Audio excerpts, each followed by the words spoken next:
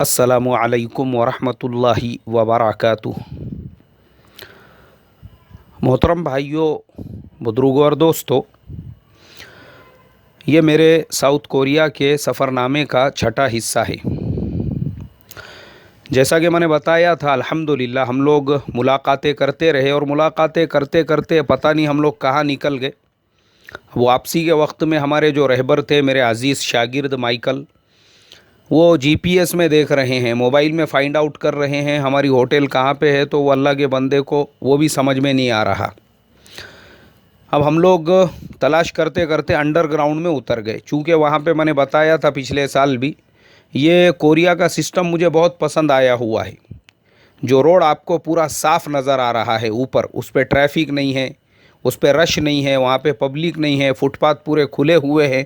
उसका रीज़न ये है कि उन्होंने हर रोड के नीचे, जितना बड़ा रोड उतना ही बड़ा उसके नीचे मार्केट बनाया हुआ है। वो नीचे का जो मार्केट है, रोड के नीचे का, उसमें बड़ी बड़ी दुकानें हैं, उसके अंदर डिपार्टमेंटल स्टोर है, उसके अंदर हर चीज़, हर लाइन की दुकान आपको मिलेंगी। मोबाइल भी बिक रहा है, किराना सामान भी वहीं पे बिक रहा है, बाकी चीज़ें भी वहीं पे बिक रही है।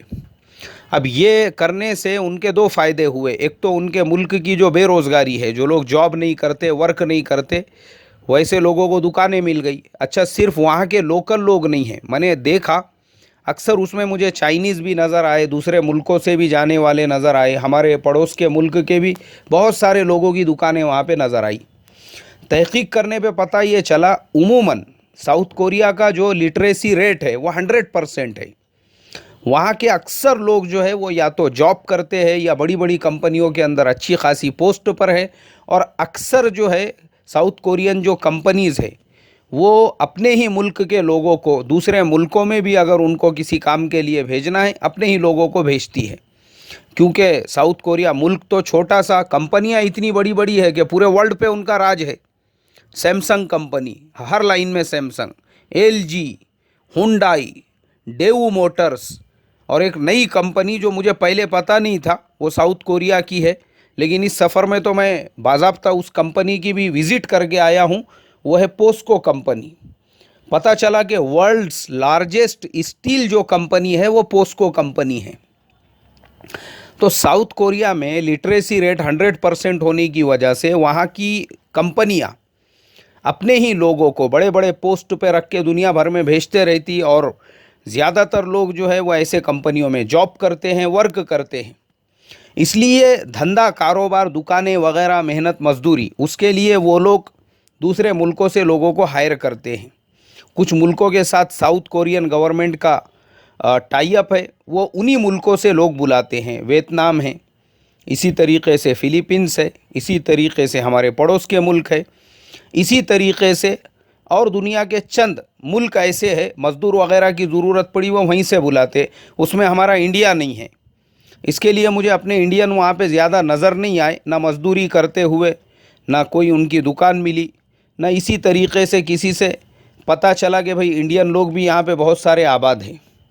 बाकी जो ममालिक के लोग हैं वो बेचारे वहाँ पे काम धंधे के साथ में फिर कुछ तिजारत वगैरह भी शुरू कर देते हैं। तो ये अंडरग्राउंड जो मैं आपको बताना चाह रहा था, दुकानों का जो सिस्टम है वो दुकानें ही दुकानें बनी हुई है। उसकी वजह से ऊपर के रोड, ऊपर के रास्ते वो पूरी तरह से क्लीन और साफ़ है। मैं सोचने लगा, अगर हमारे मुल्क में हमारी गवर्नमेंट ने भी इस तरीके से कोई कदम उठाया कि भाई हमारे मुल्क में चूँकि आबादी बहुत बड़ी है और हमारी बेरोज़गारी दूर करने के लिए अगर हमारी गवर्नमेंट ये कदम उठाती है कि हमारे यहाँ पे भी जो बड़े बड़े रोड बने हुए हैं उसके अंडरग्राउंड में आप बड़े बड़े शॉपिंग मॉल्स बनाइए, दुकानें बनाइए, और वही दुकानें किराए से दीजिए। अब लोग उसके अंदर दुकानदारी करेंगे तो ऊपर का जो रश है, ऊपर का जो ट्रैफिक है वो पूरा नीचे चला जाएगा, और जब नीचे जाएगा तो हमारे रोड, हमारे रास्ते वो कुशादा भी होंगे। हमारे रोड और रास्ते जो है उसके ऊपर ज़्यादा ट्रैफिक भी नहीं रहेगा, और हमारे मुल्क के जो बेरोज़गार है उन लोगों को एक रोज़गार भी मिलेगा। ऐसी पॉलिसी हमारे गवर्नमेंट की होना चाहिए। मगर मेरे मोहतरम दोस्तों, मैं अभी आपको क्या बोलूं, यानी मुझे रोना आ रहा है। रोना आपको बोलने से पहले एक वाक़या मैंने कल देखा। दिल्ली के अंदर एक नौजवान, वो नारियल के टुकड़े बेच रहा है गार्डन के अंदर। जो उमूमन नारियल हम लोग घर में मसाले के तौर पे इस्तेमाल करते हैं, पकाने के लिए इस्तेमाल करते हैं, वैसे नारियल के एक 5-6 टुकड़े बना के 5-5 रुपये में टुकड़ा बेच रहा है। वो बेचारे को अननेसेसरी गार्डन में बोले अगर बेचना है तो 500 रुपये हफ्ता देना पड़ेगा। आप सोचो वो नारियल के टुकड़ों में ऐसी क्या कमाई होंगी कि अगर वो 500 रुपये हफ्ता देगा तो फिर वो बेचारा ख़ुद क्या कमाएगा। वो वीडियो मेरे मोबाइल में है डाउनलोड किया हुआ। वो लड़का रो रो कर ये कहने लगा, वो कहने लगा अरे हमारे देश में हम लोग खून पसीना मेहनत करके कमा रहे हैं तो कमाने दो। हम चोरी कर रहे हैं, हम डाका डाल रहे हैं, हम किसी का मोबाइल लेके भाग रहे हैं, हम चैन स्नैकिंग का काम कर रहे हैं, हम बाइक चुरा रहे हैं, हम कोई ऐसा दूसरा धंधा अगर कर रहे हैं उनसे तो हम अच्छे हैं कि कम से कम खून पसीना टपका के हलाल रोज़ी। रो रो के वो नौजवान कहने लगा कि हम देश के कानून की इज्जत करते हैं, इसलिए हलाल रोज़ी 5-5 रुपये के नारियल बेच के हम कमाना चाहते हैं, ये हम जैसों को नहीं कमाने दे रहे हैं। बोले हाँ, हम जैसों को नहीं कमाने दे रहे हैं। और वो रो रो कर कहने लगा कि 500 रुपये अगर मैं इनको हफ्ता दूंगा मैं क्या कमाऊंगा, ये नारियल में ऐसी क्या कमाई है। और उसके बाद वो नौजवान कहने लगा बाज़ औक़ात तो ऐसा होता है ये हमारी पूरी पूरी नारियल की जो थाली है वो छीन लेते हैं, बैठ के ख़ुद नारियल खाते हैं, दारू पीते हैं और हमारे नारियल के ऊपर ऐश करते हैं। और बोले ये मेरी नई थाली है, इससे पहले की थाली 2 रोज़ पहले ही जिसने छीन कर ले गया था उसने वापस नहीं दिया। वो रो कर कहने लगा नौजवान। मोहतरम दोस्तों, अफसोस होता है, सोचकर अफसोस, हमारे मुल्क में ये जो भूखमरी के, गरीबी के, परेशान हाली के हालात है, कौन ज़िम्मेदार है इसके लिए? सोचने वाली बात है, कौन ज़िम्मेदार है इसके लिए? और ये बेचारे असल में रियल इंडियंस, ओरिजिनल जो इंडियंस है, जो लॉ अबाइडिंग सिटीजन्स है, ये यही गरीब लोग हैं, खून पसीना मेहनत मजदूरी करके रोज़ी कमाने वाले। इनको भी तो चोरी डकैती आती है ना। लेकिन वो नौजवान कहने लगा नहीं नहीं, हम क्यों करेंगे, हम हलाल रोज़ी कमाने वाले। तो बोले हमारे जैसों को कमाने नहीं दिया जा रहा है। दिल्ली में ही बहुत सारे लोग साइकिल रिक्शा चलाते हैं। आप देखो एक आधा साइकिल रिक्शे वाला अगर गलती से किसी नो एंट्री एरिया में पहुंच जाए या बेचारा जो है कहीं ट्रैफिक के अंदर फंस जाए तो उनके टायरों पे ऐसे बड़े बड़े सूए मारे जाते हैं, पूरा पूरा टायर उनका फाड़ दिया जाता है। और वहीं पर अगर करोड़पति मर्सिडीज़ BMW लेकर जाने दो, उसकी चमचागिरी, उसकी ग़ुलामगिरी, अल्लाह हिफाजत फरमाए। मेरे मोहतरम दोस्तों, हमारे मुल्क के अंदर असल में 2 इंडिया पनप रहे हैं। एक तो ओरिजिनल जो इस देश के मूल निवासी है, जो गरीब लोग हैं इस देश के, एक तो उनका इंडिया है, और दूसरे जो डाकू है, रिश्वत की कमाई खाने वाले हैं, देश को लूटने वाले हैं और लूट लूट के करोड़पति बनने वाले हैं, एक वैसे करोड़पतियों का इंडिया है। एक वो इंडिया और एक ये इंडिया, ये दोनों इंडिया के बीच में बहुत बड़ी खाई ये दिन ब दिन बढ़ती जा रही है। कौन जिम्मेदार है इसके लिए? गरीबों का इंडिया अलग है, करोड़पति और अमीरों का इंडिया अलग है। इसके लिए मेरे मोहतरम दोस्तों, हमारे मुल्क के अंदर ये गरीबी ख़त्म करने के लिए, भूखमरी, साउथ कोरिया की तारीख़ आप उठाकर देखो, वो मुल्क ने ऐसी रातों रात तरक्की नहीं की। आज जो कांच के जैसा देश है, हमारे इंडिया से 1 साल बाद उसको आज़ादी मिली थी, और वह ऐसा मुल्क था, इंसान तो दूर की बात है, जानवर भी उस मुल्क में ज़िंदा नहीं रह सकते थे, जानवर भी नहीं। वहाँ पे हमारे जैसी सपाट ज़मीन नहीं है, सब टेकड़ियाँ पहाड़, ऐसी ज़मीनें वहाँ पर हैं। और वैसे ज़मीनों के बीच में कब बारिश आएंगी, कब तूफ़ान आएगा, कब सुनामी आएंगी, कोई भरोसा ही नहीं है उसका। वैसे मुल्क में रहकर वहाँ के लोगों ने अपने आप को हुनरमंद बनाया। मैं माइकल से पूछने लगा था, मैं बोला यार माइकल, तुम्हारे ग्रैंडफादर क्या करते थे? उसने कहा वो ज़माने में बहुत गरीबी थी, तो मेरे ग्रैंडफादर के पास में खच्चर थे, और उन्हीं खच्चरों के ऊपर मेरे ग्रैंडफादर कंपनियों का माल इधर से उधर ले जाया करते थे। मैं बोला आपके पेरेंट्स जो है वो? बोले मेरे पेरेंट्स भी ज़्यादा पढ़े लिखे नहीं थे, क्योंकि उनका ज़माना भी मेहनत और मजदूरी का था। उन्होंने कंपनियों के अंदर खूब मेहनत की, मजदूरी की। लेकिन अब हमारा जो ज़माना आया तो पेरेंट्स जो है आज अपनी औलादों को कोलंबिया यूनिवर्सिटी यूएसए पढ़ने के लिए भेज रहे हैं, कैम्ब्रिज और ऑक्सफोर्ड में पढ़ने के लिए भेज रहे हैं। क्यों? गवर्नमेंट ने वहाँ पर ऐसी पॉलिसीज़ बनाई थी, उन्होंने अपने मुल्क को डेवलप करने के लिए ऐसी मेहनतें की थी। ये सैमसंग कंपनी रातों रात ऐसा 7वें आसमान पे नहीं पहुंची हुई है। एलजी कंपनी ऐसे ही बड़ी नहीं हो गई। हुंडई कंपनी, ये सारे कंपनियों को बड़ा बनाने में उस मुल्क के लोगों का हाथ है। और जब लोगों ने अपने मुल्क की कंपनियों को इंटरनेशनल लेवल पे एक पहचान दिलाई, उन कंपनियों ने भी अपने मुल्क के लोगों का ख्याल रखा। मैंने एक सबक में बताया था, गैंगनम जो सियोल सिटी का जो मेन एरिया है उसको गंगनम कहते हैं।